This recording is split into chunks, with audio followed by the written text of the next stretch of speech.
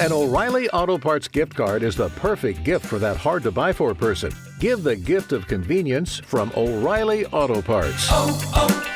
O'Reilly Auto Parts.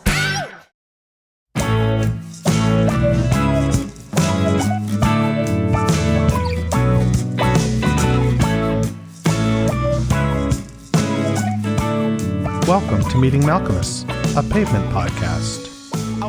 Hey, it's JD here, back for another week of flipping the channels on the television that is the catalog of seminal indie rock band Pavement.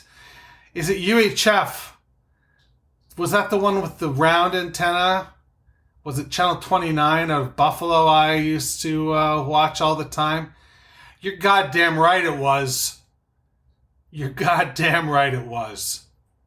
They had better cartoons and better cereal commercials than I could have ever dreamed for.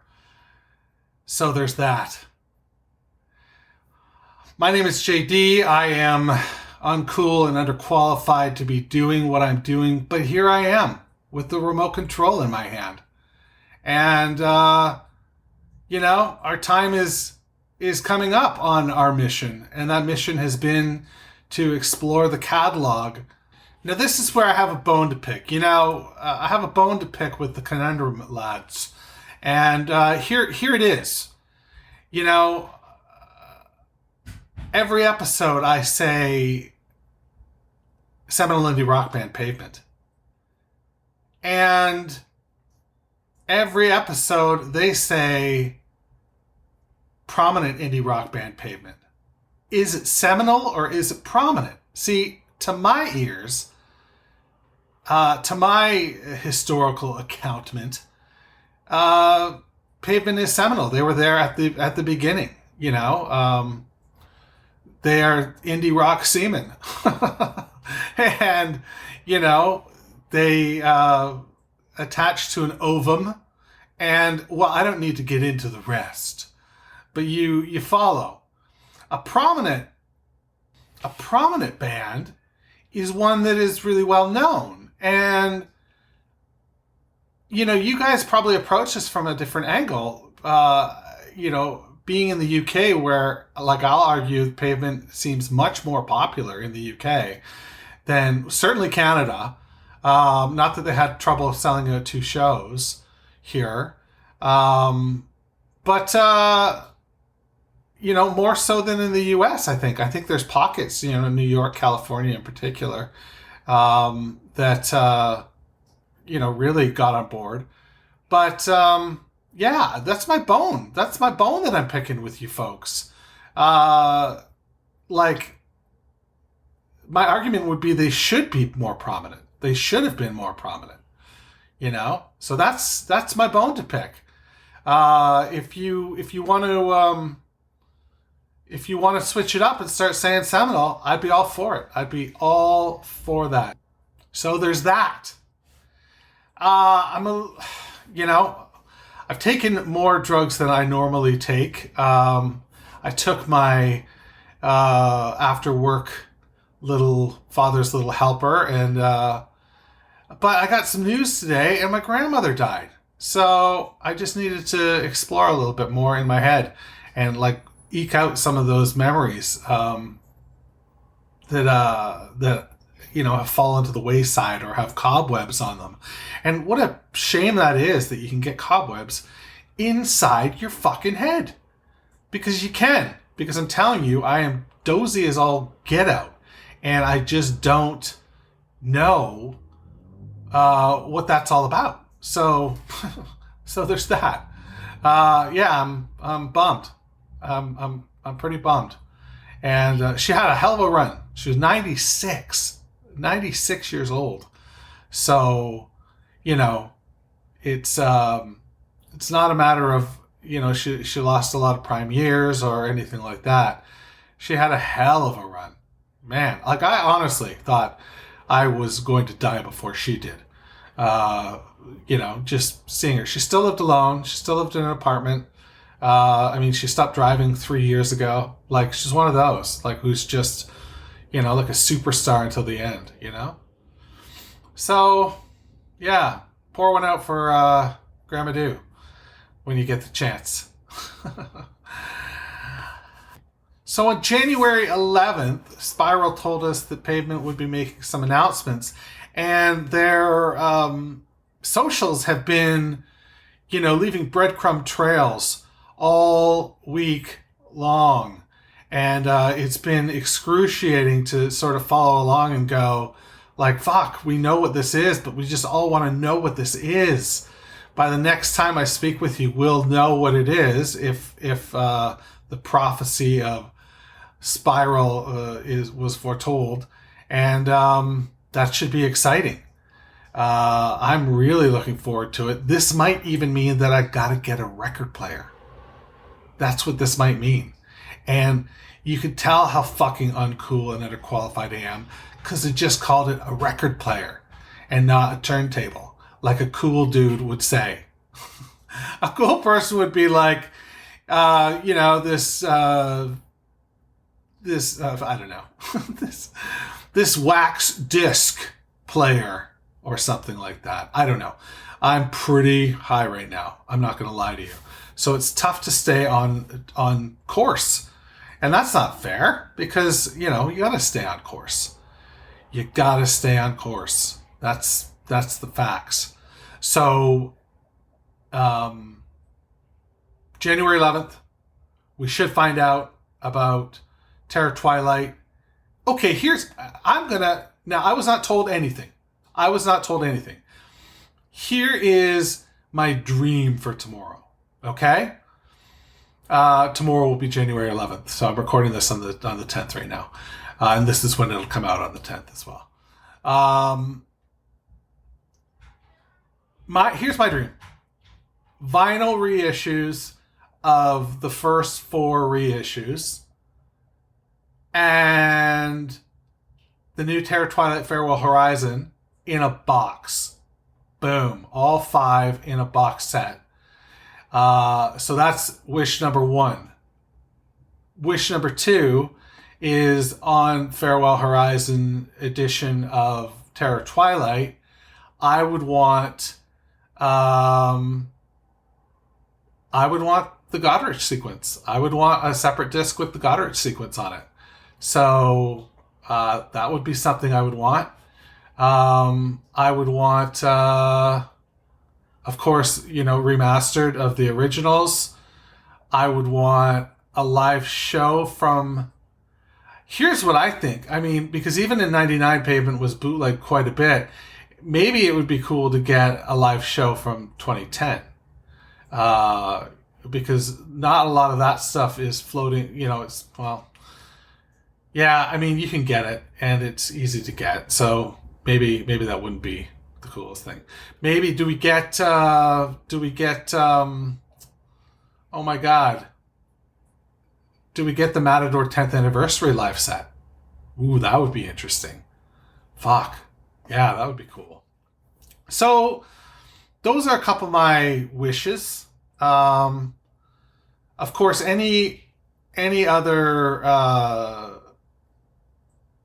B-sides that happen to be out there, but I mean, I guess they're not technically B-sides if they weren't released. So there's nothing of that ilk. I suspect we get a couple demos. Some of these songs would have been like a song like Carrot Rope. Think, like what does that sound like when Steve brings it in? That would be really fascinating to hear. And what else?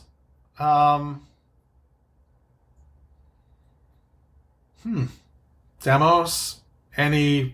Anything Spiral that didn't come out at that time, that didn't make it to that demo disc? That would be something I would want to get my hands on. Because Spiral was firing on all cylinders. You think of Brighten the Corners. And Painted Soldiers comes out around the same time. And then we heard those two demos on the Major Leagues EP, I believe, and they were both cracking. So I don't know, man. Scott was bringing it at that time. So yeah, I would want that too. So fuck, I'm very excited. And I don't have money right now to shell out to buy anything. But I'm going to want to buy something tomorrow. Whether I have I don't have a CD player either. As far as that goes, I don't know. Does the PS5 play CDs? Maybe it does. And if that's the case, then I guess I have a CD player, which would be, that wouldn't be bad. That wouldn't be bad. Okay, so there's that. Today we are going to get into the second to last song on Terror Twilight. But first, in your heart, the Hexx. This is from a live performance in 99. Where is it located?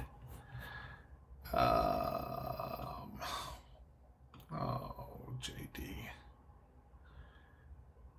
Live on Reverb. Sorry, so it was on Reverb, which was the HBO show. So this is the Hexx. Live on Reverb. From 99. On Medium Alchemist. A Pavement podcast. Going back to Terror Twilight again. Very important album. Perhaps the centerpiece of the album doesn't come till song 10, and it's called the Hexx. So 1, 2, 3, 4. Capistrano, swallow, answer to your inner voice, and please return.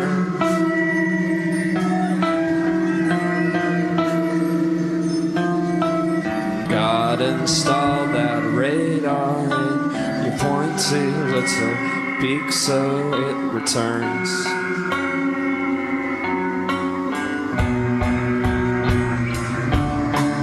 Epileptic surgeons with their eyes sexed out attend to the torn up kid.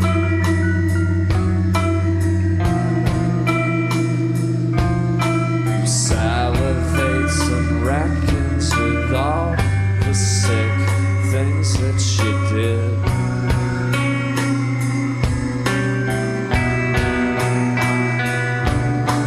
Secondary stumbles cause the cadence of the count has led them astray.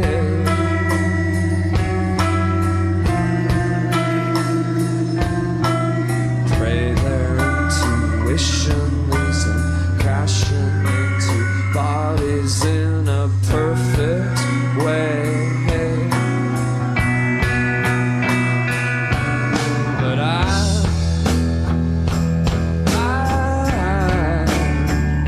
saw you reading in a parking lot. I saw you rally around the parking lot, line up for the comforting. Get on the bumper. There is no leeway. I'm standing on the freeway alone. Motion. You were destined for the pauper's grave.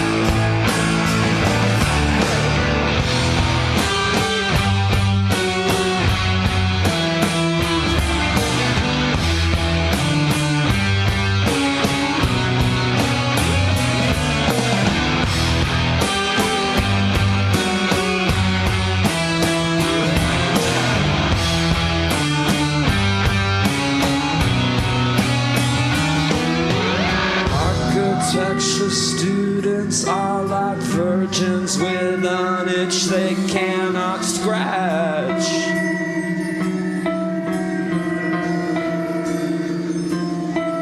Never build a building till you're 50. What kind of life is that? Start out on the escalator wishing which way to return, up or down. My Palestinian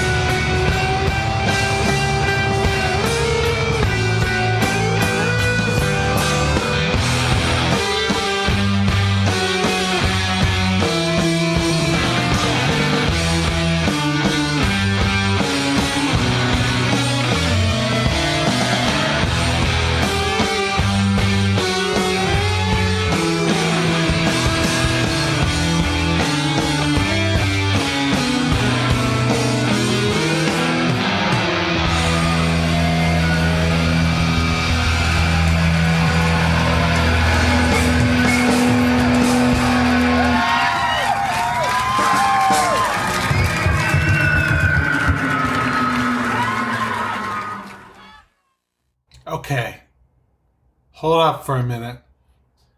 I've got to pick my jaw up off the fucking floor. My face melted off listening to that song performed live. Wow. I know it was, pretty faithful to the original, but it was unleashed and raw at the same time. The Godrich aesthetic being so lush and, full sounding, and then to strip that down to, the 5 members of Pavement on a stage. I don't know, man. I fucking dug it. There's something so menacing about that guitar line, and we'll get into the lyrics after we listen to the studio version, but let's just talk about the music right now, because there's something so menacing, about the way it rolls. Through the intro and the first verse and the pre-chorus. It's menacing, like I say. It's, there's minor chords. It's dark and foreboding, and I don't know, it sort of was creeping me out a little bit. Now I'm in a different place, but still, like, it was like, wow. And then coupled with the melody, and then coupled with the lyrics, which again we'll get into, just so great. And then the build up to the chorus is, just euphoric. I love the dynamic, the loud, quiet dynamic, even though it's not traditional loud, quiet like we heard, earlier in that decade. There's still a really fucking great dynamic that you can see. You can almost visualize there being a pedal labeled fucking cool. And, Steve just kicks that pedal and rolls into fucking cool, and that's the chorus. But the whole shebang, the whole package of what that chorus is elevated, it's heightened, it's soaring, it's just really terrific. And god damn, I can't thank the band enough for making this song. And then you get to that wonderful solo. And, it's a Keith Richards, 1968 era solo, but it's fucking dynamite. I'm at a loss. I'm at a loss for words. It's really just a terrific song. And you heard off the top too, SM say, this is an important record, and he says it with this sort of smugness that is just incredible. It's like, here they are out touring on this record, and for him to sort of be dismissive like that. On the other hand, maybe he was being sincere. Maybe he was being completely sincere. I don't know. Again, we would need Mark Edwards to probably investigate that more thoroughly than I'm prepared to do at this point as a podcast journalist. So I'll tell you, that's how I feel about this song. I think it's terrific. And if you have a real nice pair of headphones, put them on right now. Let's listen to the studio version. This is the Hexx on Meeting Malcolmus, a Pavement podcast. Capistrano, swallow, answer to your inner voice and please return.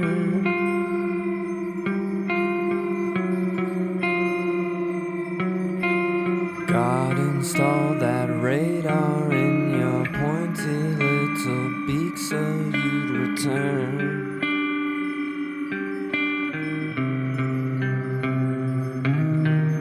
Epileptic surgeons with their eyes X'd out attend to the torn up kid.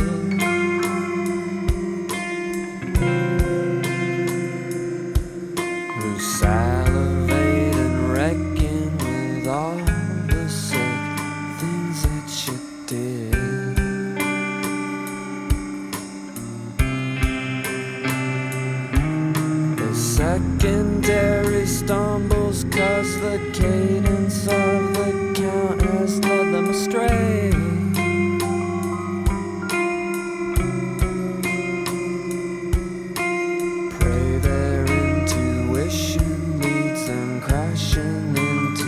parties in a perfect way. But I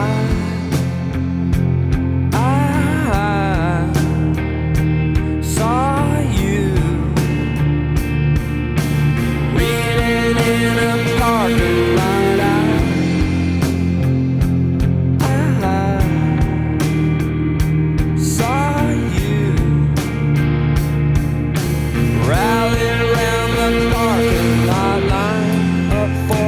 Comfort and kick it on the bumper. No, there is no leeway. You're standing on the freeway in motion. You were destined for a pauper's grave.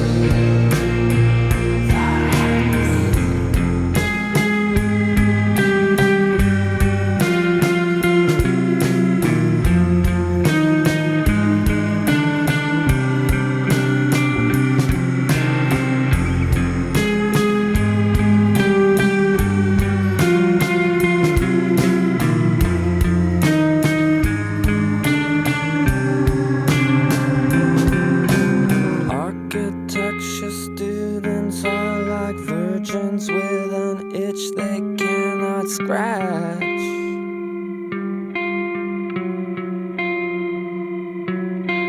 Never build a building till you're 50. What kind of life is that?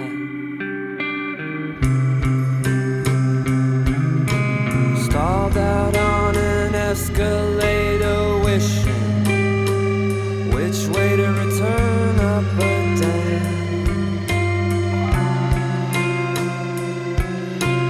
My Palestinian nephew got his face blown off in a dusty crowd.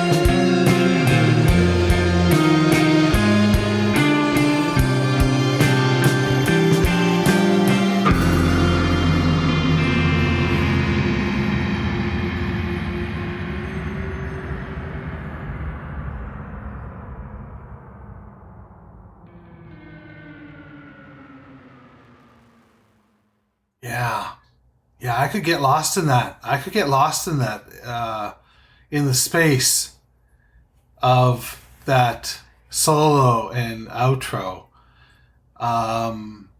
Really, really mystifying, and I can't stress enough how perfect that solo is for that song. It's just great, and then right into that outro, where you sort of throw back to the verse, and this sort of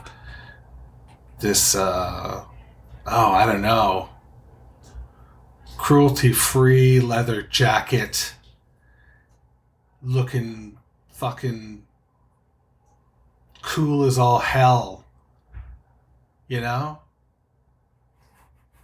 I don't know. I can tell you this. The lyrics to this song are terrific. They are spectacular, in fact. Right from the beginning, right as soon as the song kicks in, we hear of this strange creature, the Capistrano swallow. The Capistrano swallow. So I had to Google that and just see if that came up, if that was a specific breed of swallow, or I wasn't familiar with the story. Now, if this is really common, then you're more than welcome to, only buy me a half pint of beer when we meet. But I didn't think this was common, and I thought it would be cool to share. So there is the miracle of the swallows of Capistrano. It takes place each year at the Mission San Juan Capistrano on March 19th, St. Joseph's Day. All the little birds wing their way back to the most famous mission in California. The village of San Juan Capistrano takes on a fiesta air, and the visitors from all parts of the world and all walks of life gather in great numbers to witness the miracle of the return of the swallows. Each year, the scout swallows precede the main flock by a few days, and it would seem to be their chief duty to clear the way for the main flock to arrive at the old mission of Capistrano. With the arrival of early dawn on St. Joseph's Day, the little birds begin to arrive and begin rebuilding their mud nests, which are clinging to the ruins of the old stone church of San Juan Capistrano. The arches of the two-story high... By the way, am I saying Capistrano really super white? I feel like I am. And there's people out there listening that just want to choke slam me. So I apologize to you all. But at any rate, the arches of the two-story high vaulted chapel were left here and exposed as the roof collapsed during the earthquake of 1812. This chapel, said to be the largest and most ornate in any of the missions, now has a more humble destiny, that of housing the birds that St. Francis loved so well. After the summer spent with the shuttered walls of the old mission in San Juan Capistrano, dude, the swallows take flight again, and on the day of San Juan, October 23rd, they leave after circling the mission, bidding farewell to the jewel of all missions, San Juan Capistrano, California. Whoa, that's pretty fucked up. Never heard it, I'd never heard of that before. But then the lyrics to the whole first verse now are, crystal clear. Capistrano swallow, answer to your inner voice and please return. God installed that radar in your pointy little beak so that you'd return. Oh my goodness gracious. That's pretty cool. Okay. And then the second verse is a completely separate thought, and it talks about epileptic surgeons with their eyes X'd out. They attend to the torn up kid, salivate and reckon with all the sick things that you did. So I got nothing there. I got something holistically. Holistically, I feel like these are just sort of daydream type thoughts that somebody's having. And then, the chorus is almost like the smash cut to the love interest, the girl or the guy. In this case, that's how I see it. I make a little music video in my head, and I see that smash cut to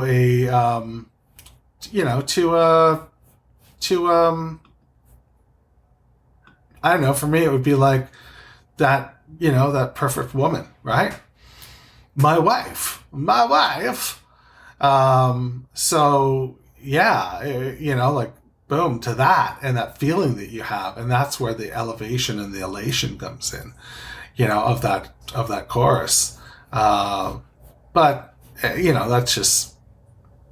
that's just dilly dally, right? That's all that is. Dilly frickin' dally. So then we go to the secondary stumbles cause the cadence of the count has led them astray. Pray their intuition leads them crashing into bodies in a perfect way. This is just fucking, again, just great. Like you're describing, you're describing like an offside, This is something that's just offside. And it's been turned into a poem, And then you get that, and you get all of those done in again, like sort of this melancholy, I don't know, a little bit freaky or frightening, melody is coming, menacing. Something's coming. That's how I feel. Like it's building. It's climbing toward me. It's yeah. So then we get another beautiful poem about architecture students. An SM, a topic that he goes to every once in a while is architecture. And just this idea, this simile. Is this a simile?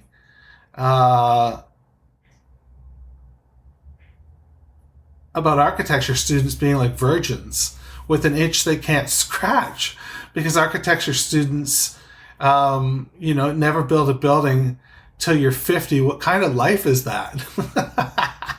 That's just wonderful. That's just wonderful. But again, it's a completely separate thought to my mind. Ultimately, only one person knows, and God willing, if the mandate of this podcast is completed, then I hope he's never listened to an episode of me like trying to figure out lyrics, because that's got to be so frustrating as somebody who writes lyrics. Like if you're wrong, you're dead fucking wrong. If you're right, you are sort of looking at somebody's really personal work, and what's that all about, right? So yeah, I think that's another great piece of writing there. And then again, another one. This is just a moment in time, stalled out on an escalator, wishing which way to return, up or down. And then it takes a dark turn, and it's my Palestinian nephew got his face blown off in a dusty craft. Sorry for flubbing that last line. My Palestinian nephew got his face blown off in a dusty craft.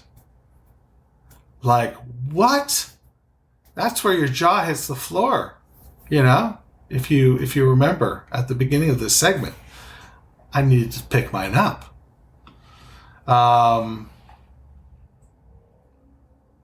learned last week that Chumbawamba was a band for over 30 years and then broke with that song, Tub Thumpin'. And then we're only a band like after for like 10 years or something like that. It's like they were this band that like worked up to that song seemingly, and then broke up. Sort of a bummer. What kind of life is that? I'm bordering on verbal diarrhea at this point. So I will leave you by saying that the Hexx is another vote in favor of Terror Twilight being a really good record. A better record than we remember. And a better record than, we treated it as when it came out. We had an expectation, and this record wasn't what most people were expecting. And so it was, maligned in a way. And then coupled with the breakup of the band right after, like I said, I ranted on an episode once about, we never got the sixth record, and what would the sixth record be, right? That would be, really fucking cool to just get a peek at what that sixth record would have been at that time. Man. Would it have been, the SM, would it have been the SM show, like Terror Twilight was? With all the writing he was doing, he was pretty prolific at that time, because the Stephen Malcolmus solo record, like the first record, came out, not that long after. So, yeah. I'm going to leave you now, and I'm going to bid you adieu, and I'm going to say that we got one more of these. Stick around. Wash your hands. Meeting Malcolmus, a Pavement podcast, is a weekly affair. Connect with JD at jd@meetingmalcolmus.com. Please support the pod by rating, reviewing, or sponsoring us at meetingmalcolmus.com. And hey, I'm social. Follow me on Instagram, Twitter, or Facebook at Meeting Malcolmus.